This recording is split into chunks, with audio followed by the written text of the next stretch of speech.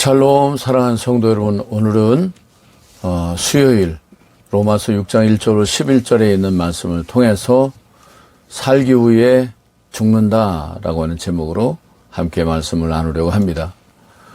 오늘 말씀 본문 전체는 성결의 기초로서 우리 모든 그리스도인들은 그리스도와 함께 죽고 다시 사는 중생에 대해서 말씀을 하고 있습니다.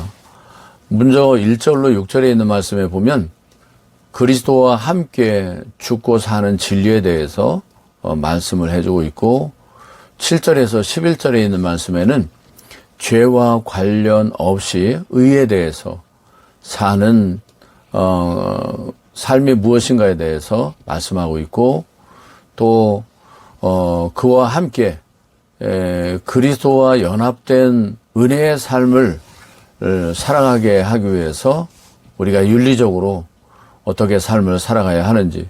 사실은 사탄은 살아있는 사람에게 미혹해서 그 영을 죽게 하는 일을 하지만 죽은 사람에게는 가지 않습니다. 그러므로 우리가 죄에 대해서 죽으면 결코 마귀는 우리로 하여금 유혹하거나 시험하거나 우리로 하여금 함정을 만들어 놓을 이유가 없는 것이죠. 이미 죄에 대해서 무감각한 죽음에 이른 상태이기 때문에 그런 것입니다. 4절에서는 우리로 또한 새 생명 가운데서 행하게 하려 하는 말씀. 그러니까 예수 그리스도로 말미암아 죄에 대해서 죽고 의로 다시 삶을 살아가는 우리가 어떻게 삶을 살아가야 마귀로부터 시험당하지 않고 하나님이 우리에게 주신 거룩함을 힘입어 더욱더 하나님을 사랑하며 그 안에서 주시는 은혜와 축복을 누리며 살 수 있는가에 대해서 말씀을 하고 있습니다. 예를 들어서 요즘에 매일 뉴스에 나오고 있지만 감옥에 들어가는 것은 죄 때문이고 감옥에서 나올 수 있는 것은 죄를 사함 받기 때문에 그렇습니다.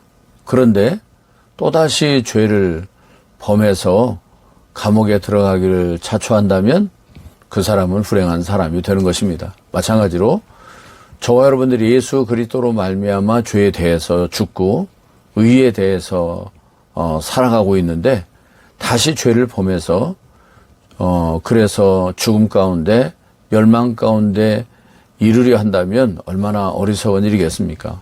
그러므로 우리가 이 땅에서 진리 안에서 참 생명의 기쁨을 누리려면 날마다 나는 죄에서 죽은 자다, 죄에 대해서 죽은 자다, 이런 마음을 가지고 오히려 적극적으로 의를 이루는 삶을 통해서 하나님이 주시는 놀라운 은혜와 축복을 경험할 수 있게 되는 것입니다. 그러므로 오늘도 이 기쁨을 누리며 살아가는 저와 여러분 되시기를 주님의 이름으로 축원합니다. 요절은 5절, 만일 우리가 그와 죽으심을 본받아 연합한 자가 되었으면 또한 그의 부활을 본받아 연합한 자가 되리라 라고 하는 말씀입니다.